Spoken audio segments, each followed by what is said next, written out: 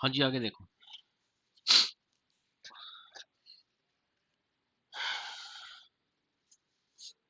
एक बार टॉपिक देख लेते हैं कि अब तक जो इलेक्ट्रिकल के स्टूडेंट्स हैं, जो एक दो महीने से रेगुलर आ रहे हैं, उनके क्या क्या टॉपिक हुए हैं, ठीक है। और टाइप ऑफ क्वेश्चन देखते हैं पहले। मे बी आज मैं आपको इंस्ट्रूमेंटेशन या मशीन तक के क्वेश्चन बता दूंगा कि किस तरह के क्वेश्चन आपको देखने चाहिए, अपना लेवल चेक करना, ठीक है। एक क्वेश्चन तो आता है, ये हर एग्जाम के लिए बता रहा हूँ मैं। इनफैक्ट जो अभी लेटेस्ट एग्जाम निकला हुआ है, कौन सा निकला हुआ है, एसएससी जेई। आज एक पीएसपीसीएल के भी भेजा हुआ है मैंने इसमें ना। तो वो ऐसी नहीं कि आपने रिसीव कर लिया बस, आप समझिए कि अपने आप आ जाता है मोबाइल में, तो करना तो कुछ होता नहीं है। उसको प्रिंट आउट लेकर उस पर 5-7 क्वेश्चन ट्राई करने हैं कम से कम डेली, ठीक है। जो भी पेपर में सेंड करूँ, तो एक क्वेश्चन आया करता है एग्जाम में, find effective value. Find effective value. ये एसएससी का या स्टेट लेवल एग्जाम का फेवरेट क्वेश्चन, जेई एग्जाम का। एक सिग्नल आपको दे रखा होगा, उसकी इफेक्टिव वैल्यू निकालनी है। क्या निकालनी है? इफेक्टिव का मतलब एक तरह से टोटल आरएमएस वैल्यू होती है। क्या होती है कि यहाँ से टोटल आरएमएस वैल्यू कितनी निकलेगी। और जो सिग्नल आपको गिवन होगा ना, वो या तो वोल्टेज का गिवन होगा या फिर करंट का। उस सिग्नल में डीसी भी प्रेजेंट होगी, और उस सिग्नल में क्या प्रेजेंट होगी, डीसी भी। और जिस सिग्नल में डीसी और एसी दोनों प्रेजेंट है, मतलब दो फ्रीक्वेंसी है। डीसी की फ्रीक्वेंसी कितनी होती है? जीरो। एसी की चाहे कुछ भी हो पर जीरो नहीं होती। 1 हर्ट्स भी हो सकती है, दो भी हो सकती है। डोमेस्टिक सप्लाई में कितनी फ्रीक्वेंसी होती है? 40 हर्ट्स होती है ना। 40 होती है। कहाँ रहते हो? 50 हर्ट्स होती है डोमेस्टिक सप्लाई की, नहीं पता? 50 हर्ट्स सप्लाई होती है। इलेक्ट्रिकल स्टूडेंट्स, बता मत देना किसी को कि मैं इलेक्ट्रिकल से हूँ। 40 हर्ट्ज से बता दी तो कोई दिक्कत नहीं है। ये मत बोलना फिर मैं इलेक्ट्रिकल से इंजीनियरिंग कर रखी है। 50 हर्ट्ज डोमेस्टिक सप्लाई है। किस फ्रिक्वेंसी है जो आपके घरों में इलेक्ट्रिसिटी आ रही है, ये 50 हर्ट्ज है। पता है क्या मतलब है इसका? क्या मतलब है? 50 साइकिल पर सेकंड। तो ये 50 ही क्यों है, 60 क्यों नहीं है, 40 क्यों नहीं है? हर चीज का मीनिंग होता है। 50 क्यों है? अमेरिका में तो 60 हर्ट्ज है। फैक्ट तो सबको पता होते हैं, पर रीजन नहीं पता होता। और अगर रीजन बहुत बड़ा हो तो जानने की जरूरत भी नहीं होती। मैं वैसे ही बता देता हूँ, क्योंकि ये रीजन निकल के आता है मशीन में से। किसमें से? इलेक्ट्रिकल मशीन्स में। जब इलेक्ट्रिसिटी बनती है तो सबसे पहले आपके क्या घूमते हैं? Turbine, prime mover. Turbine prime mover को घुमाते हैं। वो जो जनरेटर लगे होते हैं वो 50 एक सेकंड में कितनी बार घूमते हैं? 50 बार। तो 50 हर्ट्स कितनी हो गई? वो ब्रिटिशर्स के जमाने से ही 50 हर्ट्स पे घुमा रखे हैं उन्होंने। और उस टाइम सारे अप्लायंसेस भी 50 हर्ट्स के हिसाब से बनाए, मोटर वगैरह सब कुछ जितनी भी बनाई है। इसलिए अब डिवाइस सारे 50 हर्ट्ज के हिसाब से कंपेटेबल हो गए हैं। अगर आप चाहो भी जनरेटर की स्पीड करना चेंज प्राइम मूवर की, तो कर नहीं पाओगे, क्योंकि 50 हर्ट्ज ये सारे डिवाइस चेंज करने पड़ेंगे फिर। किसी का एक बार नाम जो पड़ गया, तो बड़ा होने के बाद उसको लगे यार मेरा नाम गलत है, मेरा बुरा अजीब सा नाम है, मुझे बड़ा होगी पता चलता है ना। उसका अपना नाम वो चेंज भी करे ना, लोग उसको फिर भी उसी नाम से जानेंगे, जानेंगे कि नहीं जानेंगे? तो 50 हर्ट्ज तो सारे डिवाइस सारे 50 हर्ट्ज के साथ से बने हुए हैं। अब जनरेटर चेंज करने से कुछ नहीं होगा, स्पीड चेंज करने से। इसलिए इंडिया में जो स्टैंडर्ड एप्लीकेशन है वो यूज होती है 50 हर्ट्ज। फ्रीक्वेंसी चेंज करने से बहुत दिक्कतें आ जाती है, मैं आपको बताऊं। कई बार देखो लाइट जब कम होती है तो फ्रीक्वेंसी उस टाइम लो होती है। क्या होती है? गर्मियों में कई बार हो जाता है, वोल्टेज लो हो जाता है, फ्रीक्वेंसी पे असर पड़ता है इस चीज का। एनी हाउ, ये होती है फ्रीक्वेंसी ऑफ इलेक्ट्रिसिटी। किसकी फ्रीक्वेंसी हुआ करती है? एसी की। अमेरिका में कितनी है? 60 हर्ट्ज। ठीक है, यहाँ तक कोई डाउट? चलो, मैं ये बता दूं कि ये पता नहीं कितनी बार क्वेश्चन आता है एग्जाम में, फाइंड द इफेक्टिव वैल्यू वाला। इस पे क्वेश्चन करवाऊंगा मैं, लेकिन आप पहले टाइप ऑफ क्वेश्चन नोट कर रहे हो, तो इसको क्वेश्चन नंबर 1 कर लो। हर स्टूडेंट को एग्जाम से जाने से पहले, जो मैं एक दो दिन में अभी क्लास ले रहा हूँ आपको, वो क्वेश्चन आने ही आने चाहिए। वो सिलेबस पढ़े ना पढ़े, क्योंकि मैं तो कहता हूँ पैटर्न जानो। पैटर्न जानने में सिलेबस जानना होता है। वो स्टेप मैं आपका बाईपास कर रहा हूँ। क्यों? क्योंकि मैं खुद बता रहा हूँ आपको, क्वेश्चन बता रहा हूँ। दूसरा स्टेप मैं बोलता हूँ, एमसीक्यू करो। वो अभी हर बार रोज डेली हम क्लास के बाद क्या करते हैं? एमसीक्यू करते हैं। तीसरी बात, आपने सिर्फ एक ही काम करना है जिंदगी में, मतलब जब तक क्लासेस लगा रहे हो, डिसिप्लिन फॉलो करना है। क्या करना है? डिसिप्लिन का कोई अल्टरनेट नहीं होता। जैसे आप एमसीक्यू नहीं कर रहे हो, मैं करवा दे रहा हूँ, अल्टरनेट मिल गया आपको। सॉल्यूशन नहीं मिल रहे हैं तो मान लिया मार्केट में से कोई बुक मिल जाएगी आपको, सॉल्यूशन रमन सर दे देंगे, वो भी अल्टरनेट चलो मिल गया। लेकिन डिसिप्लिन या हार्ड वर्क का कोई शॉर्टकट नहीं है, वो करना ही पड़ेगा, आपको ही करना पड़ेगा, रेगुलर आना पड़ेगा। ठीक है, हो सकता है किसी आपकी फैमिली में आपकी आपकी किसी की मैरिज चल रही हो और मैं कह दूं कल तो आना ही पड़ेगा भाई, चाहे कुछ भी हो जाए। म्यूचुअली आप लोग 10-12 लोग, मतलब जितने भी ऑनलाइन सारे मिलके ऑफलाइन सारे मिलके, इनका भी देखना पड़ेगा। सारे आपस में छुट्टी एक साथ कर लो तो कोई दिक्कत नहीं है, मुझे कोई प्रॉब्लम। लेकिन अगर दो ही बच्चे आ रहे हैं तो बाकी का नुकसान होना ही होना है, ये याद रखना, क्योंकि क्लास तो लगेगी। ऑफलाइन नहीं आ रहे तो ऑनलाइन चल जाएगी। कभी भी जो ऑफलाइन आ रहे हैं वो ऑफलाइन ही अपनी क्लास लगाएं, और जो ऑनलाइन है ऑनलाइन ही लगाएं। आप कभी भी अपने आपको ये मत बोलें कि आज चलो ऑनलाइन देख लेता हूँ, दैट इज कॉल्ड आलस, ये आलस है, लेजीनेस। एक दिन अगर आपने ऑनलाइन लगा ली, पहली बात तो आपने सिर्फ अपने आप को सेटिस्फाई किया है, कन्विंस किया कि यार चलो ऑनलाइन लगा लेता हूँ, आज मेरी तबीयत खराब है। चाहे तबीयत भी खराब है तब भी क्लास ऑफलाइन ही लगानी है, क्योंकि जो पैटर्न चल रहा है ना उसी पे रहने दो, मोमेंटम खराब नहीं करना, समझ रहे हो? ठीक है, एक ही केस में आप क्लास को रोक लेंगे, मतलब क्लास इंटरप्ट कर सकते हैं, जब आपकी खुद की मैरिज हो, क्योंकि उसके में तो काम नहीं चल सकता। उसमें नहीं काम चल सकता, बाकी सब में चल सकता है। अपनी फैमिली वालों को बोलो कि 5-6 महीने डिस्टर्ब ना करो, एग्जाम जब आएगा उस टाइम सिर्फ रिवीजन ही हो पाएगी, इसलिए मुझे अब सिलेबस करने दो। ये आपको पहले से पता होनी चाहिए बात। ठीक है, चले आगे। दूसरी तरह का क्वेश्चन कौन सा क्वेश्चन होता है? पहला क्वेश्चन पता चल गया, अफेक्टिव वैल्यू क्या होती है, आरएमएस वैल्यू। अभी मैं क्वेश्चन नहीं करवा रहा हूँ, क्योंकि अभी मैं क्वेश्चन करवाऊंगा तो फिर उसी क्वेश्चन को करते रह जाएंगे ना। अब मैं क्या करवा रहा हूँ, टॉपिक का नाम है आज type of question in SSC and AE different AE JE exams. ठीक है, तो ये क्वेश्चन सबको आना चाहिए, क्वेश्चन नंबर 1। ठीक है, इस क्वेश्चन से कौन सा कंसेप्ट क्लियर होगा आपको, आरएमएस वैल्यू। और आरएमएस वैल्यू किस किस की पता चल जाएगी, निकालनी आपको आ जाएगी, डीसी की। और आरएमएस वैल्यू किसकी निकालनी आ जाएगी, और एसी प्लस डीसी की भी आ जाएगी। तीन तरह की आरएमएस वैल्यू निकलेगी, डीसी की, एसी की, और एसी प्लस डीसी की। तीन तरह की आरएमएस वैल्यू, डीसी सिग्नल की, एसी की, और एसी प्लस डीसी, तीन हो गए ना। चलो, आ गया समझ में क्वेश्चन। चलो, क्वेश्चन नंबर 2। आपको क्वेश्चन नंबर 2 में एसएससी में ये इस तरह का क्वेश्चन कितनी बार पूछा है, मैं एक रेफरेंस ले लेता हूँ। 2007 का पेपर उठा रखा है मैंने एसएससी का। ठीक है, ऐसे तो कई चंडीगढ़ वाले एग्जाम में भी देखा था मैंने, एक बार जो वाटर सप्लाई में आया था क्वेश्चन, और एसएससी में तो हर साल ही आता है। 2007 एसएससी जेई। ठीक है, कल आपको ईडीसी के मैंने जेई के क्वेश्चन करवाए थे। ठीक है, चले आगे, नोट कर लिया, कर लिया। 2 पे आ जाओ, क्वेश्चन नंबर 2 पे आ जाओ। क्वेश्चन समझना है, the voltage and current device दे रखे हैं। क्या दे रखे हैं, एक वोल्टेज का डिवाइस मतलब वोल्टेज सिग्नल होगा, और एक करंट सिग्नल होगा। भाई वोल्टेज के डिवाइस से मतलब वोल्टेज सोर्स है, वो तो वोल्टेज देगा, करंट सोर्स करंट देगा। समझ में आया? आपको एक सिग्नल देगा एग्जाम में, V is equal to so sine 377t, ये किसका सिग्नल है, वोल्टेज का। और एक करंट का सिग्नल दे रखा है 10 साइन 5, नहीं 10 sine 377t plus 30 degree. Find power indicated by watt meter. Watt meter कौन सी पावर मेजर करता है, एक्टिव पावर। ठीक है, ये क्वेश्चन नंबर 2 है। जो एचएसएससी के बच्चे बैठे, जो पीएसपीसीएल के बच्चे बैठे, पीएसपीसीएल को तो मैं ज्यादा टारगेट करता हूँ, क्योंकि हर साल ले ही रहा है पीएसपीसीएल पेपर, और कोरोना में 20 में नहीं हुआ बस। ये तो नोट कर लें कि ये क्वेश्चन आपको आएगा ही आएगा। दो सिग्नल दे रखे होंगे वी और आई के, जिसमें आपको पावर पूछी जाएगी। और मुझे बस इतनी सी इन्फॉर्मेशन है, उसके आगे 4 ऑप्शन दे रखे हैं। क्या दे रखे हैं, ए बी सी डी। कितने ऑप्शन दे रखे हैं आपको? पावर, जो वाट मीटर एक पावर मेजर करता है, वो कितनी पावर बनाएगा, वो वैल्यू पूछी हुई है। क्या पूछी हुई? ये मेजरमेंट की बात है कि वाट मीटर पावर मेजर करता है, मेजरमेंट पे पता चलती है। लेकिन मेजरमेंट में जाने की जरूरत नहीं है, वाट मीटर तो पावर ही मेजर करेगा। वाट पावर किसकी यूनिट होती है, वाट। हर चीज के लिए इलेक्ट्रिकल को सब्जेक्ट मत मानो। मैं भी यही, मेरे साथ भी यही दिक्कत थी कि जब मैं मान लिया मैं मशीन नहीं करवा रहा था, पढ़ा नहीं रहा था, तो मैं इसको अलग सब्जेक्ट मान रहा था, या मैं जीएस नहीं पढ़ा रहा था, मैं इसको अलग सब्जेक्ट मान रहा था। सामने जो चीज पढ़ी है अगर आपको समझ में आ गई है और आपको समझाना आता है तो फिर कुछ भी हो सकता है, यस और नो।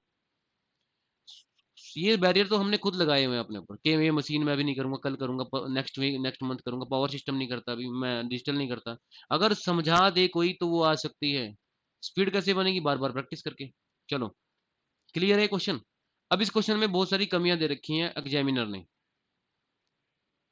ऑप्शन है ए, बी, सी, डी। जो भी पावर की वैल्यू है, मैं ऑप्शन दिखाता हूँ इसके किस तरह से ऑप्शन लिखे हुए हैं, देखो। एक ऑप्शन में लिखा हुआ है 1000 वाट, दूसरे में लिखा है 774 वाट, सी में लिखा हुआ है 500 वाट, और डी में लिखा हुआ है, डी का ऑप्शन लिख देता हूँ, 433 वाट। ये क्वेश्चन है, मैंने बोल भी दिया आपको। या फिर हिमाचल का कोई एग्जाम, एचपीपीएससी, ठीक है। एचपीपीएससी कौन सा बोर्ड है हिमाचल में? एक एसबी वाला भी तो है, कौन सा? एचपीएसएससी, एक एसएसबी वाला, एचएसपीएसबी भी तो है उनका, कौन सा बोर्ड है ना? तो उसके भी मैं कुछ क्वेश्चन देख रहा था। सब एग्जाम ने यही क्वेश्चन पकड़ा हुआ है, और क्वेश्चन ये आधा अधूरा आता है। क्या आता है इसमें? कमियां बहुत हैं क्वेश्चन में। इसमें क्या कमी है मैं आपको बताता हूँ। यहाँ पर वी के साथ टी लिखा होना चाहिए था, आई के साथ। लेकिन ये कहता है अगर मैं ये नहीं दे रहा तो लिख तो रहा हूँ साइन है, और साइनोसॉइडल सिग्नल सारे क्या होते हैं? एसी होते हैं। क्या होते हैं? क्लियर है? तो इसने टी टी इसलिए लिखता था कि ये बताता कि सिग्नल टाइम के साथ वेरी कर रहा है। किसके साथ वेरी कर रहा है? तो दिख तो रहा है साइन फंक्शन टी के साथ चलता है, टी के साथ वेरी करेगा कि नहीं करेगा? साइन ऐसे चलता है, यस और नो? तो ये कमी थी। दूसरा, अभी इस क्वेश्चन में क्या दिक्कत है, इस क्वेश्चन की आपको प्रेजेंटेशन पता होना चाहिए, क्वेश्चन कैसा है। यहां देखिए, यहां लगाओ ब्रैकेट, और यहां करो प्लस, और यहां लिखो जीरो। ये लिखा होना चाहिए था। इससे हमें क्या पता चला? ये जीरो से है और ये 30 से है, तो दोनों सिग्नल का डिफरेंस क्लियर हो गया। एक जीरो पे एक 30 पे है, तो 30 डिग्री का फर्क है। कितना फर्क है? अरे आए समझ में? भाई अगर यहां पर मैं -10 लिख दूं,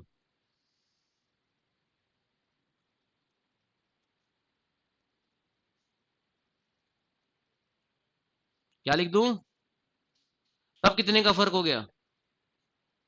कितने का फर्क हो गया? -10 और 30 में कितने का फर्क होता है? 40 का तो होता है, 40 का होता है। एक बच्चे के नंबर आ रहे हैं -10, और एक क्या आ रहे हैं 30 नंबर। तो दोनों में कितने नंबर का फर्क है? एक के नंबर आए हैं -10, आगे ज्यादा नेगेटिव आ गई, कितने का नंबर का फर्क है? 30 नंबर का फर्क है।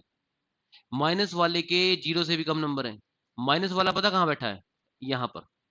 और 30 वाला कहाँ है? इंटीजर एक्सिस तो देखी होगी, 30 नंबर तो यही ज्यादा हो गए इसके। और -10 वाले को पहले 10 नंबर और लेने पड़ेंगे, तब जाकर वो जीरो पे पहुंचेगा। तो 10 नंबर ये और 30 ये, कितने का फर्क हो गया? 40 का। क्लियर है? समझ में आ रहा है कि नहीं आ रहा है? ये एक्सिस हमेशा याद रखना, ये एक्सिस होती है आपकी टाइम टाइम इंटीजर एक्सिस। ये इधर होते हैं माइनस, और इधर होते हैं पॉजिटिव। अच्छा, एक हो गया अगर -10 पे एक, और एक 30 पे, अभी तो बताया कितना फर्क हुआ? 40 का फर्क हो गया। आया समझ में? अच्छा, दूसरे वाला जो दोनों से एक सिग्नल होता 10 पे, मान लिया वोल्टेज वाला 10 पे और करंट वाला 30 पे, देखिए एक बार। वोल्टेज पहले, और दोनों यहाँ होते, एक 10 पे होता और एक 30 पे होता, तो कितने का फर्क रह जाता? 20 का। तो अब तू, यार 10 और 20 30 का फर्क देखना है ना। आप सीढ़ियों पे जा रहे हो, एक एक पहले एक पर्सन नीचे खड़ा है सीढ़ियों पे, और एक टॉप पे खड़ा है, तब फर्क तो मान लिया 40 सीढ़ियों का है। एक पर्सन जो नीचे खड़ा है वो 10 सीढ़ियां और चढ़ जाए, तो फर्क कम रह गया ना। समझ रहे हो कि नहीं समझ रहे हो? इस तरह से वोल्टेज और करंट का एंगल चेक करते हैं कि कितना कितना दूर है। आप समझ रहे हो कि नहीं समझ रहे हो? तो इस तरह का क्वेश्चन बनता है। क्योंकि एक्चुअल में ये मैं क्यों बता रहा हूँ, एंगल का डिफरेंस क्यों बता रहा हूँ, मुझे वी और आई का एंगल का डिफरेंस जरूर देखना आना चाहिए। क्यों? जब तक मुझे एंगल का डिफरेंस देखना नहीं आएगा, मैं पावर नहीं निकाल पाऊंगा। पावर जीरो क्यों लिखा? क्योंकि कुछ नहीं होगा, जीरो तो होगा ही। तो जीरो और 30 के दोनों के बीच में जो एंगल होगा, वो कितना होगा भाई? यहां पर कितना एंगल? फाई की वैल्यू आ गई। और व्हाट इज फाई? फाई क्या होता है? हाँ जी, आप बताओ फाई क्या होता है? It is the angle between voltage and current. Voltage अगर जीरो से शुरू हो रही है, कहां से शुरू हो रही है वोल्टेज? तो करंट कहां से शुरू हो रहा है? 30 से। एक जीरो पे एक 30 पे, जीरो और 30 का फर्क कितना होता है? 30। इसमें क्या बड़ी? तो फाई आ गया। क्यों चाहिए फाई? क्योंकि जब आप वाट मीटर से निकालने वाली पावर निकालोगे, जिसको वाट कहते हैं, उस पावर को रिप्रेजेंट करते हैं पी से, और उस पावर का फॉर्मूला होता है वी आर एम एस। अब वी आर एम एस कहां से सीखोगे आप? इससे पहले वाले क्वेश्चन में सिखाया, बताऊंगा मैं आपको वी आर एम एस कैसे निकालते हैं। उसके बाद आई आर एम एस, ये आ जाएगी आपके पास। इससे पहले वाले क्वेश्चन में आर एम एस ही तो बताई। उसके बाद आपने लिखना है कोसाइन, और उसके बाद आपको चाहिए फाई, और फाई कहां से मिलेगा, फाई तो निकाला था सबसे पहले। जब ये पूरी वैल्यू आपके पास आ जाएगी तभी जो बचा हुआ आंसर होगा आपके पास किस में होगा, वोट में। ये दो क्वेश्चन समझ में आए कि नहीं आए। जिस तरीके से इस टाइम मैं अभी आपको पढ़ा रहा हूँ, अगर इस तरीके से आपने 100 क्वेश्चन भी कर लिए तो टेक्निकल का एक भी क्वेश्चन नहीं बचेगा आपका, ये याद रखना। आज आंसर मत जानो, आज की क्लास में आंसर तो रोज ही तो बताता हूँ मैं आपको। आज अपने माइंड में क्यूरियोसिटी क्रिएट करो कि कैसे कैसे क्वेश्चन आएंगे, समझ में आ रहा है कि नहीं आ रहा है। अगर हम, मैं हमेशा ही बोलता हूँ सॉल्यूशन नहीं पता होना चाहिए, क्वेश्चन पता होना चाहिए, क्वेश्चन कैसा आएगा। सॉल्यूशन तो 15 दिन में भी करा दूंगा मैं आपको। मैंने आपको सेल्फ मोड, लर्निंग मोड में डालना है कि जब आप सेल्फ स्टडी करो खुद से तो आपका दिमाग चले यार ये क्वेश्चन करना पड़ेगा मुझे। हाँ अभी मुझसे समझ में नहीं आ रहा है, लेकिन मुझसे किसी को कोई मुझे समझाएगा और मैं इसको फिर 10 बार करूंगा तो मुझे पेपर में तो ये आ ही जाएगा। मुझे सेम स्टेप फॉलो करने होंगे, मुझे सिर्फ पेपर क्लियर करने तक इलेक्ट्रिकल करनी है, उसके बाद कभी नहीं करनी, यस और नो। इसलिए चाहे ये लेवल हाई चल रहा है इस टाइम आपका, मुझे नहीं पता ये आपको हाई लेवल समझ रहे हो इसको या लो लेवल, लेकिन ये मिनिमम से मिनिमम एसएससी के क्वेश्चन मैं आपको बता रहा हूँ, समझ रहे हो। और सिलेक्टेड क्वेश्चन करवा रहा हूं, समझ में आया। ये दो क्वेश्चन करने का मतलब है, ये खाली दो क्वेश्चन नहीं है, ये दो, इसमें से 20-25 एमसीक्यू बना सकता हूं अभी कभी मैं एग्जाम के लिए। जब मैं आपको एक्सप्लेन करूंगा तो 20-25 क्वेश्चन बनेंगे। जैसे कि ऊपर वाला क्वेश्चन देखिए, इस क्वेश्चन में से अगर मान लिया कभी डीसी सिग्नल दे देगा आपको, बोलेगा इसकी आरएमएस वैल्यू निकालो, 40 वोल्ट का डीसी सिग्नल है, इसकी आरएमएस वैल्यू क्या है, जो डीसी होती है वही आरएमएस होती है। तो उसकी तो कुछ आरएमएस होती नहीं, जो डीसी की वैल्यू लिखी है वही आरएमएस होती है। डीसी में जो भी वैल्यू दे दी वही आंसर है, लेकिन ये तो उसके लिए आंसर है ना जिसको पता है। क्या कहते हो, जिसने कभी सुना ही नहीं वो तो पेपर में डिवाइड बाय रूट 2 करके आएगा। एसी का निकालने का तरीका अलग होता है, फिर डीसी प्लस एसी का अलग होता है। 3 क्वेश्चन हो गए, 3 क्वेश्चन हो गए। इसके अलावा आरएमएस वैल्यू किस बात पर डिपेंड करती है, क्या प्रिंसिपल है काम करने का, 4 क्वेश्चन हो गए। ये भी आता है क्वेश्चन, आरएमएस वैल्यू के काम करने का प्रिंसिपल क्या है। जैसे केसीएल काम करने का principle law of conservation of charge होता है, केवीएल का law of conservation of energy होता है। जिन्होंने लगा ली क्लास अच्छी, वेल एंड गुड, और जिन्होंने नहीं लगाई वो भी सुन लो, अभी कराऊंगा फिर से। आरएमएस वैल्यू डिपेंड करती है प्रिंसिपल हीटिंग इफेक्ट पे, किस पे, आरएमएस वैल्यू डिपेंड ऑन। तो ये तो मैंने 4 बना दिए, और ये 4 कहां से बनाए हैं, क्योंकि मैं हमेशा एमसीक्यू पढ़ता रहता हूँ, रोज डेली में 100-150 एमसीक्यू बार बार पढ़ता रहता हूँ, और वो मेरे दिमाग से ना चाहते हुए भी निकलते हैं। मुझे रोक भी दोगे ना, मैं नहीं थोड़ी पढ़ा दो, मैं तब भी एमसीक्यू ही बता रहूंगा। That is called habitual practice, समझ रहे हो। और उसी प्रैक्टिस का आपने बेनिफिट उठाना है कि जो मैं करवा रहा हूँ उस पर बिल्कुल फोकस करना है। क्लियर है, चलिए आगे। इसी तरह यहां से भी मैं बहुत सारे क्वेश्चन निकाल सकता हूँ। ये जो क्वेश्चन है एक बार पूछ लेगा, पहले क्वेश्चन एक बार ये पूछ लेगा, इन दोनों सिग्नल का डिफरेंस बताओ, इसको क्या कहते हैं, फाई, एक क्वेश्चन।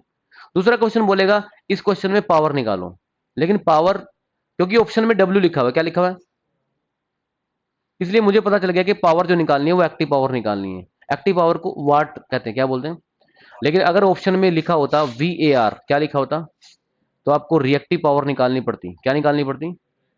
और रिएक्टिव पावर का फॉर्मूला होता है V I R M S I R M S sine five.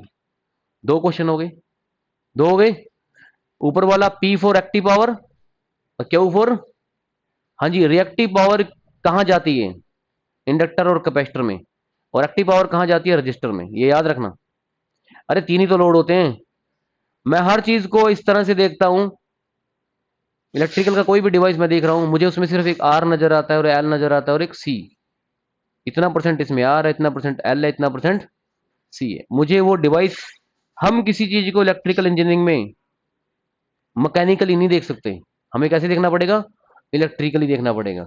अगर आप मशीन अगर आपने करी है तो मैंने आपको बताया था ट्रांसफॉर्मर को आपको इलेक्ट्रिकली में कन्वर्ट करना पड़ेगा। मैकेनिकली वो डिवाइस तो मैकेनिकली है, मोटर भी मैकेनिकल डिवाइस है। मैकेनिकल इंजीनियर मोटर ही तो होता है, वो घूम रही होता है ना शाफ्ट, तो मैकेनिकल बात है क्या है। लेकिन उस चीज को आपको किसमें कन्वर्ट करना सीखना होगा, इलेक्ट्रिकल सिग्नल में, किसमें, इलेक्ट्रिकल इक्विवेलेंट में। आया समझ में। दो क्वेश्चन हो गए, सॉरी, फाई वाला हो गया, पी वाला हो गया, क्यू वाला हो गया, रिएक्टिव पावर हो गई। एक्टिव पावर और रिएक्टिव पावर के मिक्सचर से एक और पावर बन जाती है अपरेंट पावर। एक और क्वेश्चन निकल गया। ये तो मैं बहुत कम लेवल पे बता रहा हूं, मुझसे कहोगे कि 50 क्वेश्चन बना दो तो मैं 50 भी बना दूंगा। उसका फार्मूला होता है वी आई कॉन्जुकेट। अब आप कहोगे कॉन्जुकेट क्या है, लीव द टॉपिक, अभी डिस्कस कर लेंगे अलग से जब ये क्वेश्चन करा रहा हूँ। तीनों बता दूंगा मैं आपको निकालने। एक क्वेश्चन के करने के बाद हमें 10-12 क्वेश्चन क्लियर हो जाएंगे, याद रखना। हाँ जी, करते रहो साथ साथ नोट। फॉर्मूले भी कुछ थोड़े थोड़े बहुत फॉर्मूले दे ही रहा हूं मैं, जितना हो सकता है, ऐसा नहीं कि सिर्फ क्वेश्चन ही बता रहा हूं। ये फॉर्मूला किसका है, जिसकी यूनिट क्या बनने वाली है? ये फॉर्मूला किसका है? रिएक्टिव पावर कहां कहां बनती है? एल और एक्टिव पावर किसके अंदर बनती है? रजिस्टर में। हाँ जी, जो किसमें मेजर करते हैं रिएक्टिव पावर, जो आंसर आता है वार, केवीआर, एमवीएआर। हाँ जी, ये जो आंसर आएगा उसका आंसर क्या होगा? वीए। और किसमें आएगा वो यूनिट? और बड़ी, जब ये वैल्यू बड़ी हो जाती है तो क्या हो जाती है? केवी, एमवीए। और के क्या होता है? 1000।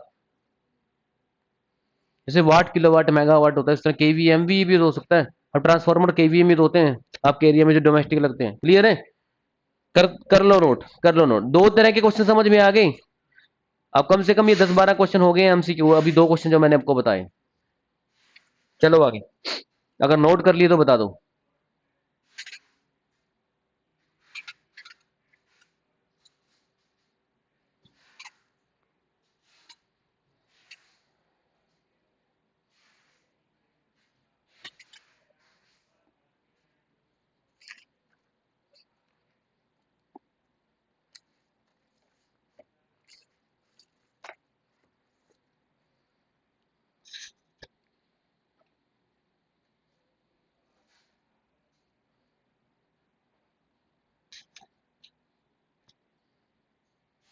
ठीक है भाई, दो तरह के क्वेश्चन हो गए। ये दोनों क्वेश्चन न्यूमेरिकल भी हैं और थ्योरेटिकल भी हैं। थ्योरेटिकल क्वेश्चन क्या क्या बन सकते हैं? एक्टिव पावर किस में मेजर करते हैं? वाट में। रिएक्टिव पावर किस में मेजर करते हैं? वॉर में। अपरेंट पावर किस में मेजर करते हैं? वीए में। अपरेंट पावर किस में मेजर करते हैं? वीए में। एक्टिव पावर किस में बनती है? रजिस्टर में। रिएक्टिव पावर किस में बनती है? एल और सी क्या होते हैं? कल बता रहा था, क्या होते हैं एल और सी? इंडक्टर और लोड है ना, वो तीन तरह के लोड है आपके पास, रजिस्टर, इंडक्टर, कैपेसिटर। हर चीज को लोड में देखो आप, कि आर लोड, एल लोड और सी लोड। क्लियर है? अच्छा, फॉर्मूले भी बोल सकता है। वी आई कोस फाई किसका फॉर्मूला? एक्टिव पावर का। वी आई साइन फाइन किसका है? रिएक्टिव पावर का। हाँ जी, जब एक्टिव पावर तो आर में बन गई, रजिस्टर में बन गई। रिएक्टिव पावर एल और सी में बन गई। एपरेंट पावर कहाँ पे बनती है? इसके लिए लोड बताओ कौन सा होता है? तीन लोड हो गए ना आपके, आर हो गए, एल हो गए, सी हो गए। और ये एपरेंट पावर कहाँ पर बनती है? ये तीसरा लोड कौन सा? तीनों में ही। मिक्सचर भी तो बनेगा कुछ। जब आर एल सी कंबाइन में लग रहे होंगे तो नेट पावर भी तो निकलेगी। इसका मतलब एक्टिव पावर और रिएक्टिव पावर के सम से जो पावर बनेगी वो कौन सी पावर होती है? एक क्वेश्चन में आपके 3 नंबर आए, एक क्वेश्चन में 4 नंबर आए, तो दो क्वेश्चन हो गए। दो क्वेश्चन में कितने नंबर आए? 3 और 4। टोटल नंबर कितने? 7। पहले क्वेश्चन में 3 नंबर, दूसरे में 4 नंबर, और दोनों में 7। इसी तरह एक्टिव पावर 10 वाट, रिएक्टिव पावर 20 वाट, दोनों का फेजर सम कर दो, वो अपरेंट बन जाएगी। तीसरा लोड थोड़ी होता, तीसरा तो एडिशन होता है उन दोनों का। क्या होता है? एडिशन उन दोनों वैल्यू का, पी और क्यू का जो एडिशन बनेगा वो क्या बनेगी? Apparent power. आया समझ में? कोई एल और सी नहीं है यहाँ पर, मिक्सचर ही हो जाएगा कि टोटल कितना पावर बना। आया समझ में? चलो, आरएमएस वैल्यू का काम करने का प्रिंसिपल क्या बताया था? ये थ्योरेटिकल क्वेश्चन बता रहा था, हीटिंग इफेक्ट।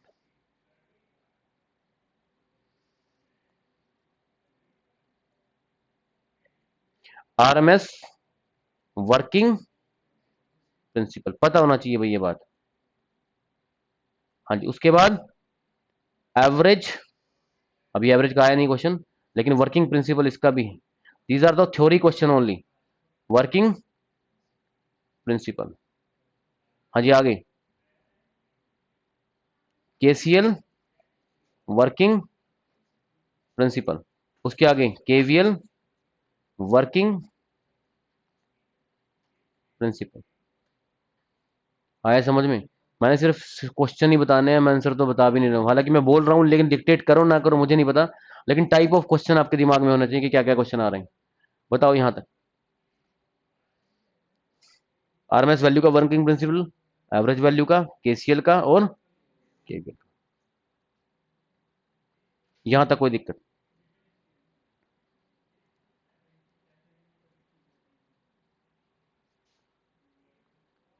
कर लिया नोट? बताओ यहां तक कोई दिक्कत? नेक्स्ट आगे चलते हैं। आरएमएस वैल्यू और एवरेज वैल्यू को लेकर दो तरह के क्वेश्चन और बनते हैं। कौन कौन से? फॉर्म फैक्टर क्या है? फॉर्म फैक्टर क्या होता है? जो आरएमएस वैल्यू आई है और एवरेज वैल्यू, अब उनका दोस्तों को आपस में रेशियो कर दो। क्या कर दो? जैसे आरएमएस वैल्यू 20 आई है, एवरेज 10 आई है, तो 20/10 कर दो, दो आंसर आ जाएगा। आरएमएस वैल्यू जो आपने निकाली है, एवरेज वैल्यू, उनका रेशियो कर दो, क्या आ जाएगा? फॉर्म फैक्टर की वैल्यू आ जाएगी। और एक होता है पीक फैक्टर। ये दो क्वेश्चन और मिल जाएंगे आपको, आते हैं एग्जाम में क्वेश्चन। देखा है कभी प्रीवियस पेपर? देखा है आपने? दिया है कोई पेपर? क्यों क्लियर नहीं हुआ? क्यों क्लियर नहीं हुआ? पता है रीजन? क्या रीजन है? पता तो होना चाहिए ना मेरा क्लियर क्यों नहीं हुआ। आप हमेशा यही मानते हैं कि मैं पढ़ा नहीं, वो तो ठीक है।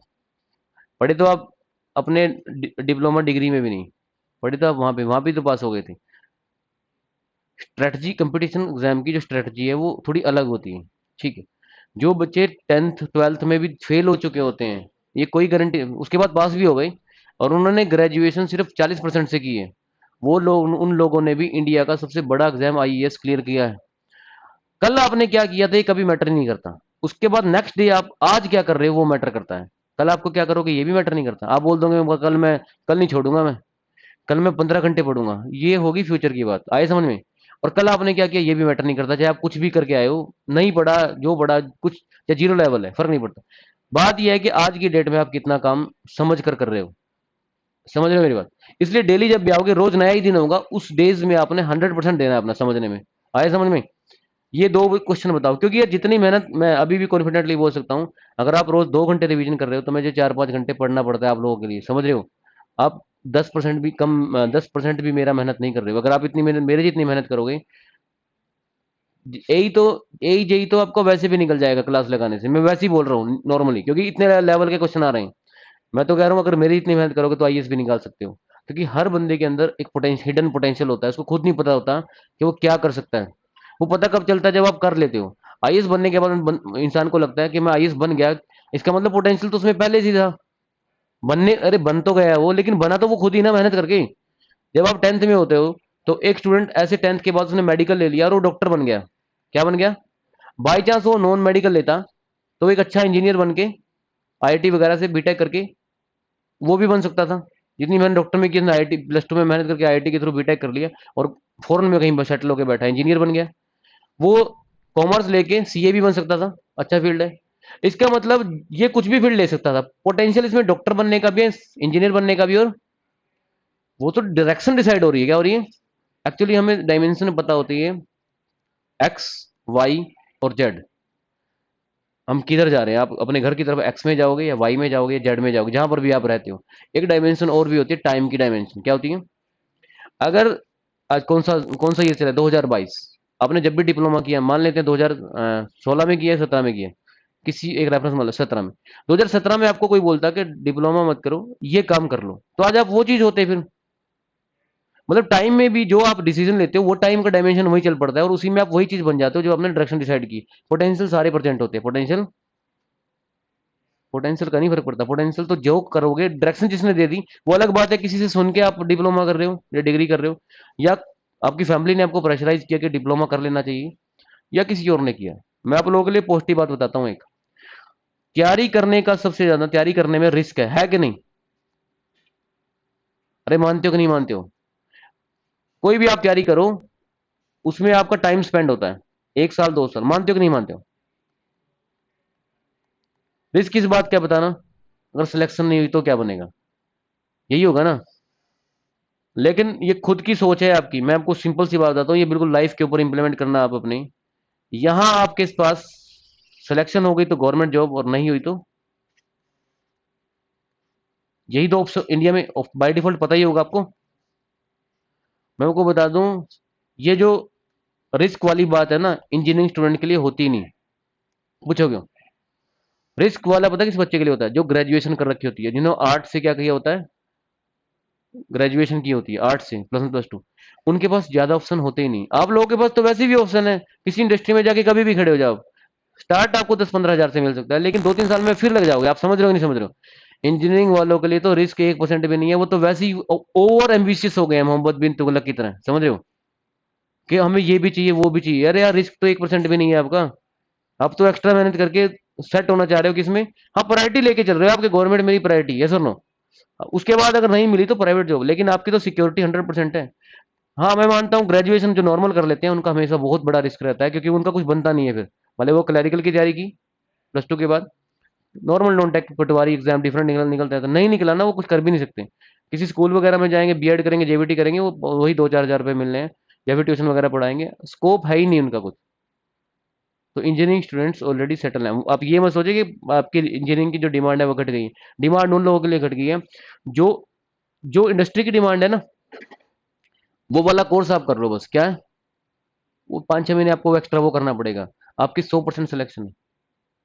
आप समझ रहे हो? मैंने आपको सुबह भी बताया था कि सिर्फ अवेयरनेस की कमी होती है, और जब अवेयरनेस की कमी होती है ना, तो इंसान सुसाइड तक कर लेता है। क्या कर लेता है? आपको पता ही तो नहीं है ना इलेक्ट्रिकल के क्या क्या ऑप्शन है। अभी आप एक ऐसे इंसान से मिल जाओ जो आपको ऐसी चीजें बताए इलेक्ट्रिकल में। मैं भी बता सकता हूँ क्योंकि मैं थोड़ी काउंसलिंग करता भी रहता हूँ बच्चों को, मैं वेबसाइट भी बना रहा हूँ कि बच्चों को पता ही नहीं होता कि करना क्या है। एस के सर करके एक वेबसाइट बनाऊंगा अभी मैं, एस के सर एजुकेशन कंसल्टेंसी। क्योंकि मुझे मेरा टाइम बहुत खराब करते हैं लोग। सडनली मुझे फोन करा देंगे किसी की रिलेटिव के थ्रू मुझे, और मुझे एक एक घंटा मुझसे बात करते हैं। अब रिलेटिव के थ्रू मैं कुछ कह भी नहीं सकते, आप समझ रहे हैं? तो वेबसाइट पे बना के मैंने उस पर क्या कर देना है अपना, वीडियो डाल देना है कि देख लो यार क्या क्या होना चाहिए। 10th के बाद बच्चे को ज़्यादातर आजकल दिक्कत आती है कि बच्चे को कौन से सीबीएसई से पढ़ाएं, आईसीएसई से पढ़ाएं, स्टेट बोर्ड से पढ़ाएं। फिर 10th के बाद क्या दिक्कत आती है, नॉन मेडिकल दिलवाएं, मेडिकल। हमारे पेरेंट्स को अवेयरनेस थी ही नहीं। बाय डिफॉल्ट आप लोग जो कर रहे हो वही पोटेंशियल डेवलप कर रहे हो। मैंने आपकी अभी बात कही ना, जो बनाया, जो आपको पोटेंशियल सारे थे, जो कर रहे हो, जो कर चुके हो, वही पोटेंशियल अब आ गया। अब किसी ने बताया तो तैयारी कर लो, लेकिन अभी भी आपको 100% मैं बताऊं, अभी भी अवेयरनेस की बहुत कमी है। अभी किसी ऐसे इंसान से मिल लो आप इलेक्ट्रिकल की जो इंडस्ट्री में बहुत सेट है, आपको तुरंत माइंड चेंज हो जाएगा। जैसे 6 महीने का कोर्स करने से सेटल, वो ये बता देगा आपको गवर्नमेंट जॉब की तैयारी तो बेकार है करना। तो क्या यार मैं तो परेशान हो रहा हूँ 2-3 महीने से ऐसी जाके एमसीक्यू क्लासेस, ये क्लास वो क्लास लगा रहा हूँ। ठीक है वो अवेयरनेस होनी भी नहीं चाहिए सारी, क्योंकि फिर तो कोई तैयारी भी कोई नया काम करेगा भी क्यों। इसलिए मैं भी नहीं बताता हूँ ज्यादा। समझ रहे हो? अवेयरनेस अपॉर्चुनिटी इतनी ज्यादा है कि आप सोच भी नहीं सकते। मेरे पास आप एक पेज लेके आओगे, मैं 20 पेज भर दूंगा, ये कर लो ये कर लो ये कर लो, पर हर काम करना ही पड़ेगा। आप घर पे जाके लिख लिख रहे हो और फ्रस्ट्रेट हो रहे हो, अब ये मैं कैसे करूं, या ये भी बता दूंगा ऐसे कर लो।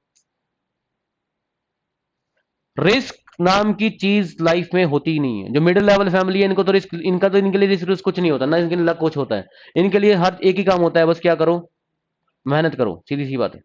2-4 साल लगा दो और क्या बन जाओ लाइफ में, क्या बन जाओ लाइफ में? रिस्पॉन्सिबल बनो यार, सीधी सी बात है। क्या बनो? रिस्पॉन्सिबिलिटी सबको सिखा देगी, तैयारी करने के तरीके, वो मैं से बोलता रहता हूँ बताता रहता हूँ, ये सब कुछ सिखा देगी आपको। कुछ करने की जरूरत नहीं है फिर। आए समझ में? चलिए, कम टू द पॉइंट।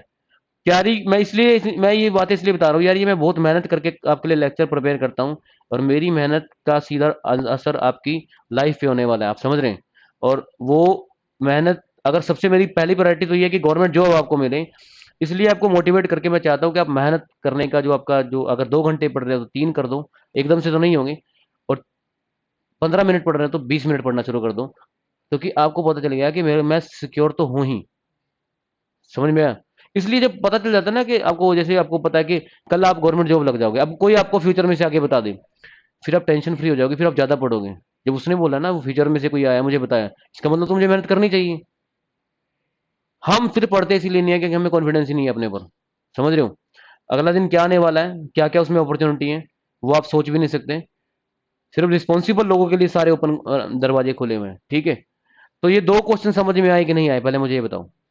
आज की क्लास में मैं लगातार बोल रहा हूँ, आंसर नहीं मिलेगा किसी भी क्वेश्चन का, लेकिन टाइप ऑफ क्वेश्चन मिल जाएंगे। हो सकता है कल भी ऐसी क्लास हो और परसों भी ऐसी हो। ठीक है? तो ये जो ऑनलाइन है वो भी सुन ले भाई। थर्ड क्वेश्चन सुनो अब। थर्ड क्वेश्चन, ये दोनों क्वेश्चन जो मैंने आपको बताए थे, मैं 3 या 4 कैटेगरी में क्वेश्चन को डिवाइड करके चल रहा हूं। एक बार ये भी सुन लो।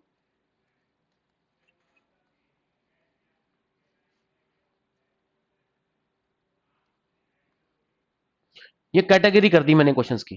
क्या कर दी? मतलब एक जो बिल्कुल लो लेवल का क्वेश्चन है वो L1 में जाएगा। जो न्यूमेरिकल हो गया, या थोड़ा थ्योरेटिकल में कॉन्सेप्चुअल क्वेश्चन हो गया, वो L2 और L3 में जाएगा। और जो बिल्कुल हाई लेवल का न्यूमेरिकल हो गया, वो L4 में जाएगा, जहां पर गेट रीएससी की बात करते हैं। वो आपने अभी करनी भी नहीं है। ठीक है मेरी बात? इससे ज्यादा पढ़ाई हर सब्जेक्ट को आप कई तरीके से पढ़ सकते हो। लेवल 1 में पढ़ लो, थ्योरी पढ़ा देगा, मुझ मैं 2 दिन में पढ़ा देता हूँ थ्योरी। 2 दिन में आपको फ्री करता हूँ। क्यों परेशान हो रहे हो, घर से बाहर रह रहे हो? मैं कहता हूँ यार इलेक्ट्रिकल ही जाननी है, मैं ले लेता हूँ 4-4 घंटे, 5-5 घंटे, जाओ घर पे बैठ के आराम करो। लेकिन दुनिया के सारे लोग यही कहते हैं, जो लोग स्ट्रगल करते हैं ना, उससे पेन होता है। क्या होता है? पेन नहीं होता, वो स्ट्रेंथ मिलती है आपको। क्या मिलती है? स्ट्रेंथ लेने के लिए आप ये पेन सह रहे हो। गलत इन्फॉर्मेशन लोगों के पास कि स्ट्रेंथ, जब का आप कुछ स्ट्रगल कर रहे हैं तो पेन आप ले रहे हैं। ये क्या जाती है, अब आप सुबह जैसे रेस लगाते हो, प्रैक्टिस करने वाली, आप जिम जा रहे हो, फर्स्ट डे सेकंड डे बहुत पेन होता है बॉडी में, होता है कि नहीं होता? लेकिन उससे थोड़े दिन बाद क्या जाता है बॉडी में? जो काम बॉडी का है वो माइंड भी बॉडी का ही पार्ट है। इसके साथ भी यही दिक्कत है। पहले दिन पढ़ोगे बहुत मना करेगा, कोई फायदा नहीं है पढ़ने का, बहुत नेगेटिविटी लेके आएगा। लेकिन जब आप एक दिन 15 मिनट, फिर 20 मिनट, और साथ साथ मैं मोटिवेट कर रहा हूँ, तो आपको आदत ही पड़ जाएगी इसकी। क्या पड़ जाएगी? आप रह ही नहीं पाओगे इसके बिना। ठीक है, चले आगे। तो हम क्वेश्चन कर रहे हैं लेवल 1, लेवल 2 और लेवल 4 अभी छोड़ के चलें। ठीक है, अभी क्वेश्चन जो ऊपर 2 क्वेश्चन कराए थे वो लेवल 2 और लेवल 3 कैटेगरी के थे, डायरेक्ट क्वेश्चन। उनके अंदर लेवल 1 क्या बनेगा? छोरी वाले क्वेश्चन, छोरी वाले क्वेश्चन जो ऊपर लिखे थे अभी। क्या आरएमएस का वर्किंग प्रिंसिपल, एवरेज का working principle, this is just theory. 10 या 15 टाइप थ्योरेटिकल क्वेश्चन तो वैसे भी डायरेक्ट आ जाते हैं। अगर पूरे पेपर की मैं बात करूं, इलेक्ट्रिकल इंजीनियरिंग की स्पेसिफिकली, आया समझ में? फॉर्म फैक्टर का फॉर्मूला, पीक फैक्टर का फॉर्मूला, क्लियर है भाई? चलो नेक्स्ट आगे आते हैं क्वेश्चन पे। अभी बिल्कुल एक लो लेवल का क्वेश्चन करवाता हूं आपको, L1 कैटेगरी का। एक क्वेश्चन है भाई, the curve representing the curve Ohm's law. Ohm's law तो सबसे सिंपल टॉपिक है आपका। ये कह रहा है जो ओम्स लॉ से कर्व बनता है, उसके लिए 4 ऑप्शन क्रिएट करे इसने। वो कैसा कर्व बनता है? लीनियर बनता है, हाइपरबोलिक बनता है,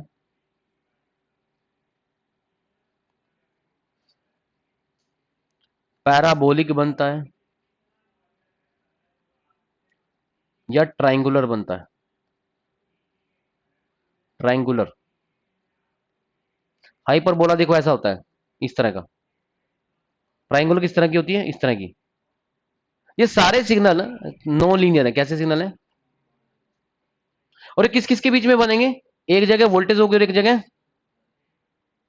तो जो ओम्स लॉ बनता है, कभी बताया किसी ने आपको ओम्स लॉ ग्राफ कैसे बनता है? कल मैंने ड्रॉ करके भी दिखाया था शायद आपको। कैसा बनेगा? डरना नहीं है, गलत भी बता दिया, लीनियर बनेगा। मुंह से बोलो लीनियर। ठीक है, इंटरव्यू बाई चांस आपका, एक जेई के बाद एक प्रमोशन होती है, एडिशनल जीओ, additional SDO.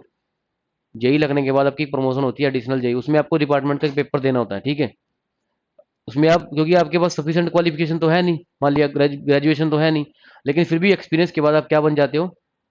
Additional JE, additional SDO. समझ में आया? उसके लिए पेपर होता है। मान लिया आपका इंटरव्यू ले रहे हैं, पूछ रहे हैं आपसे, हाँ बताओ भाई ओम्स लॉ का ग्राफ, फॉर एग्जाम्पल आपको। अरे मुंह से बोलो, लीनियर होता है। हम्म, डरना नहीं है।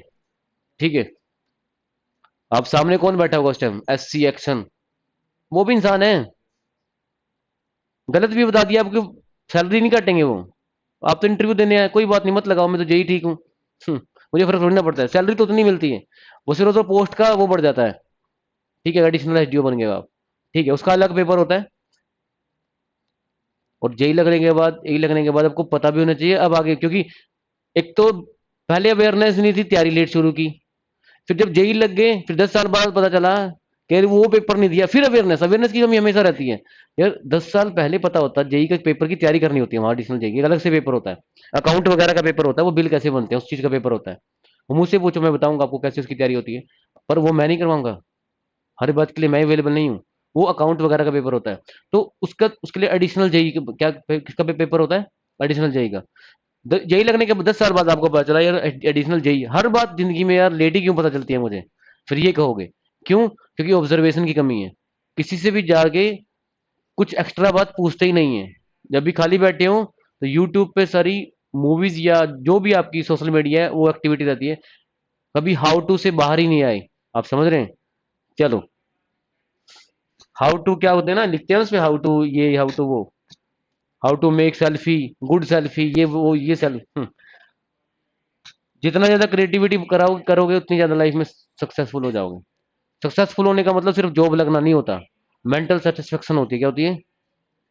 लेकिन इंसान चाय बनाने के बाद भी सक्सेसफुल हो सकता है। हाँ ठीक है, वो खुश है, अगर उसका काम अच्छा चल रहा है तो ठीक है, वो सक्सेसफुल है। अपने आप को वो एचडीओ से भी कम नहीं समझता। समझ रहे हो? क्योंकि उसको पता है एचडीओ खुद मुझसे आगे चाय पीता है। उसके कोई काम ही नहीं रुकते, और लोगों के रुक सकते हैं। आपकी डीलिंग कैसे है, ये बात इंपॉर्टेंट होती है। चले आगे। ये क्वेश्चन का आंसर नहीं दूंगा भाई मैं, ये तो नॉर्मली बता दिया कि यूजुअली पूछता रहता है। अच्छा यहां पर अगर ये मैं आपको कह दूं, यहां पर लिख दें कि जो ओम्स लॉ है वो इनमें से किस पे एप्लीकेबल नहीं है? सेमीकंडक्टर, मेटल, इंसोलेटर, या फिर किस पे एप्लीकेबल है? कंडक्टर पे। किस पे एप्लीकेबल है? अरे कंडक्टर पे एप्लीकेबल होगा ना। सेमीकंडक्टर में ओम्स लॉ एप्लीकेबल नहीं होता। सेमीकंडक्टर एक डायोड ले लो, देखो आप, डायोड का ग्राफ ऐसा बनता है, देखा कभी आपने? पहले तो यहां तक तो करंट ही नहीं आएगा। जब डायोड का कट इन क्रॉस हो जाएगा फिर उसमें करंट फैल जाएगा। और रिवर्स बायस में तो डायोड में करंट आता ही नहीं है। आता है ब्रेक डाउन होने के बाद, लेकिन देखा जाए तो मैं ये मानूंगा डायोड का ब्रेक डाउन हुआ नहीं। तो जब नेगेटिव वोल्टेज लगाओगे, नेगेटिव वोल्टेज लगाने का मतलब उसी बैटरी के पोलैरिटी बदल दी। क्या बदली? उठा के आपने ऐसे कर दिया, उसके जो दो टर्मिनल थे उसको ऐसे, डायोड ऐसे लगा हुआ था ऐसे लगा दिया, बस उसकी पोजीशन बदल दी। क्या बदल दी? नेगेटिव वोल्ट 10 वोल्ट के साथ साथ -10 वोल्ट भी मिलेगा आपको। बैटरी अलग नहीं होती -10 वोल्ट की, आया समझ में? एक +10 होती है और एक, आया समझ में? तो क्या ये लीनियर ग्राफ है? नहीं। लीनियर ग्राफ के लिए कैसा ग्राफ होना चाहिए?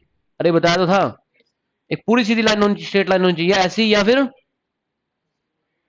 आया समझ में? यही लीनियरिटी है। क्या है?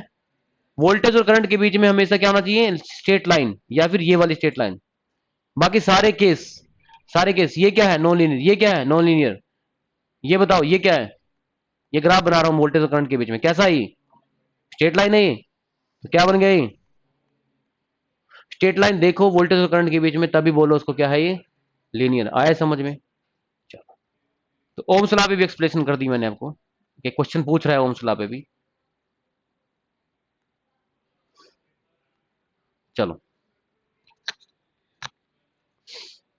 इसके बाद एक क्वेश्चन बनता है आपके पास रेजिस्टेंस के ऊपर, की डायमेंशन के ऊपर। किसके? इस पे थ्योरेटिकल क्वेश्चन भी बनता है और न्यूमेरिकल भी बनता है। अभी मैं क्वेश्चन लिखवाता हूं आपको, ठीक है? क्या क्वेश्चन बनाया था यहां से, सिंपल सी बात करके आपसे पूछ लेना। आपको अगर बोर्ड इतना बोल दें कि चलो अब की बार मैं आपकी विश के अकॉर्डिंग पेपर बनाते हैं, आपको आपसे वो बोलेगा 10 टॉपिक बता दो कौन कौन से देने हैं क्वेश्चन, तब भी आप पेपर नहीं कर पाओगे अगर आपने उसके प्रीवियस पेपर नहीं दिए, क्योंकि हर चीज में से वो डिफिकल्ट चीज पूछ ही सकता है। आप बोलोगे रेजिस्टेंस में से दे देना, आपको क्या लग रहा है रेजिस्टेंस में से पूछेगा वो? R = V/I, R = उसमें भी बहुत सारी चीजें बना सकता है। ठीक है, आपको सामने वाले का माइंड पढ़ना पड़ेगा, और उसका सामने वाले एग्जामिनर का माइंड होता है प्रीवियस पेपर। क्या होता है? कोई केस स्टडी होता है ना किसी, जब कोई सीबीआई होती है, किसी कल्प्रिट को पकड़ती है, तो ना वो पैटर्न समझती है कि वो मर्डर कर रहा है, चोरी कर रहा है, वो किस पैटर्न पे कर रहा है। देखा कभी आपने? क्यों करता है वो पैटर्न, क्यों पकड़ता है? क्योंकि इंसान अपने हैबिट्स से मजबूर होता है। वो सेम पैटर्न से अगर, जैसे कोई, आज पहले आते थे ये कौन से सीरियल चलते थे, अब बंद हो गए हैं ये, थोड़ा कम हो गए, सीबीआई वाले आते थे, सावधान इंडिया, सीबीआई ऐसे आते थे ना। तो वो कोई मर्डर हुआ है, कोई जैसे आज दिल्ली में हो गया, कहीं महाराष्ट्र में हो गया, फिर कहीं और हो गया, तो फिर सारी पुलिस मिल जाती है आपस में, और वो ये कहती है कि क्राइम करने के सिचुएशंस बिल्कुल स्टेप सेम है। फिर उनको समझ में आ जाती है कि करने वाला शख्स या तो एक है, या एक इंसान से कंट्रोल हो रही है। सीक्वेंस सेम, स्टेप सेम होते हैं। क्या होते हैं? तो एग्जामिनर का माइंड कहाँ से पढ़ोगे? प्रीवियस पेपर से। कहाँ से पढ़ोगे? प्रीवियस पेपर उसकी साफ साफ एनालिसिस है कि वहीं से वो क्वेश्चन दे रहा है। आप समझ रहे हो? आप भी अगर 4-5 साल पेपर बनाते रहोगे, आपका भी एक ही माइंड है, कोई आपने ज्यादा नहीं पढ़ लिया, वो भी जो भी कर रहे हैं वहां पे जो पेपर बनाने वाले हैं, उन्होंने भी प्रीवियस पेपर उठा के देने हैं, ठीक है? उसी में से कुछ चेंज कर देना है। चलिए क्वेश्चन क्या है, क्वेश्चन नोट करो। क्वेश्चन आया था एसएससी जेई 2009 में, रेफरेंस ले रहा हूं। कब आया था? हालांकि 10-15 बार आ चुका होगा इन 4-5 साल में। क्वेश्चन नोट करो, क्वेश्चन नोट करो। स्पेसिफिक रेजिस्टेंस नोट कर लेना, नोट कर रहे हो कि नहीं कर रहे हो? ये कौन सा नंबर का क्वेश्चन है? थर्ड शायद। दो बता दिए, नहीं फोर्थ है, फोर्थ। नंबर बताते रहना, जब ये 40-50 हो जाएंगे तब मैं रुक जाऊंगा, ठीक है? क्या? टी का मतलब होता है थ्योरेटिकल क्वेश्चन और एन का मतलब है न्यूमेरिकल क्वेश्चन। ये कोई नई स्टोरी नहीं है। हम्म, इसलिए इससे पता चलता है आप कुछ टाइम के लिए बाहर चले गए थे, माइंड आपका बाहर चला गया था। कोई बात नहीं, थ्योरेटिकल और न्यूमेरिकल। एसएससी जेई 2009 क्या क्वेश्चन था? पहला क्वेश्चन किसके बारे में था? आरएमएस वैल्यू के बारे में। दूसरा क्वेश्चन किसके बारे में था? पावर के बारे में, एक्टिव रिएक्टिव। तीसरा क्वेश्चन किसके बारे में था? Ohm's law. और फोर्थ क्वेश्चन होगा रेजिस्टेंस के बारे में। जब एक लेवल पे हम प्रैक्टिस बार बार करते रहेंगे, you do not know the power of practice. Practice जब इतनी ज्यादा हो जाती है तो एक इंसान को यह भी पता चल जाता है, वो पेपर में जाएगा जरूर, वो प्रैक्टिस पता क्या करेगी, उसके 20 से 25 क्वेश्चन के आंसर उसको पेपर मिलते ही पता होंगे। उसको पता होगा अच्छा वो क्वेश्चन कहाँ है, बल्ला वाला ये सी है, इसका डी है। आप समझ रहे हैं? क्योंकि वो रोज ही तो कर रहा है इसको। जो प्रैक्टिस कर करके बार बार कर करके चीजें कर रहा है वो तो पेपर में क्वेश्चन ढूंढेगा, वो वाला कहाँ गया रेजिस्टेंस वाला, पावर वाला है कहाँ, कहाँ है वो क्वेश्चन। और जो बिल्कुल थ्योरी पढ़ के गया है वो बचता फिरेगा कि पावर वाला मुझे ना दिखे क्वेश्चन, उस पेज को तो वो आगे कर देगा, अरे आगे ये क्वेश्चन। दिस इज द फर्क, वो क्वेश्चन से भाग रहा है और आप क्वेश्चन के पीछे भाग रहे हो। This is the difference, yes और नो? आपको क्या, मैं माइक्रो प्रोसेसर नहीं पढ़ के आया हूँ और एक पेज पे पूरा माइक्रो प्रोसेसर के क्वेश्चन आ गए 6-7। आप जब भी पेपर कर रहे होंगे ये माइक्रो प्रोसेसर के पेज को तुरंत जल्दी से कर दोगे आगे। ये नहीं देखना मुझे, क्योंकि नेगेटिव कर देगा। फर्क पड़ता है इस चीज का, पड़ता है कि नहीं पड़ता है? पता होना चाहिए।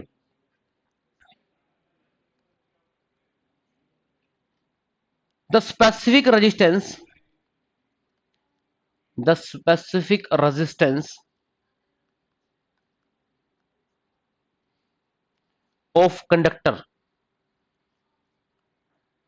फोर्थ क्वेश्चन है। कंडक्टर का स्पेसिफिक रेजिस्टेंस की बात कर रहा है। डिपेंड ऑन, किस बात पे डिपेंड करता है? चार ऑप्शन है। डायमेंशन पे डिपेंड करता है क्या? ऑप्शन ए में लिख रहा हूं भाई मैं। दूसरे ऑप्शन में कह रहा है मटेरियल कंपोजिशन। सी ऑप्शन में कह रहा है रेजिस्टेंस ऑफ कंडक्टर। और सी में कह रहा है, डी में कह रहा है बोथ। ये ए ऑप्शन, ये बी, ये C. A and B, both A and B.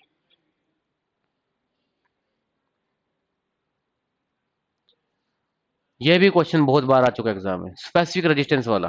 Theoretical question है, लेवल 2 का कह सकता हूं मैं इसका, क्योंकि यहां पर कंसेप्ट जुड़ गया। क्या जुड़ गया? फैक्ट नहीं है, ओम्स लॉ लीनियर है, वो फैक्ट है। तो ज्यादा कंसेप्ट है नहीं उसमें, फैक्ट याद हो जाएगा आपको। आरएमएस वैल्यू हीटिंग इफेक्ट पे डिपेंड करती है, फैक्ट है, सिंपल याद रखना है। यहाँ कंसेप्ट जुड़ गया आपको, क्योंकि एक्चुअल में बहुत सारे बच्चे इसको रेजिस्टेंस मान लेंगे। ये रेजिस्टेंस नहीं है, स्पेसिफिक रेजिस्टेंस है। क्या है? What is the difference between resistance and specific resistance? मैं आपको बता दूं, रेजिस्टेंस तो आर होता है, स्पेसिफिक रेजिस्टेंस ये होता है। इससे ज्यादा मैं इस क्वेश्चन में बताऊंगा नहीं कुछ भी। और ये होती है रजिस्टिविटी। क्या होती है एक्चुअल में? अब आपको इस क्वेश्चन का आंसर करने के लिए रेजिस्टेंस और रजिस्टिविटी में फर्क पता होना चाहिए। किसमें फर्क पता होना चाहिए? रजिस्टिविटी का दूसरा नाम क्या होता है?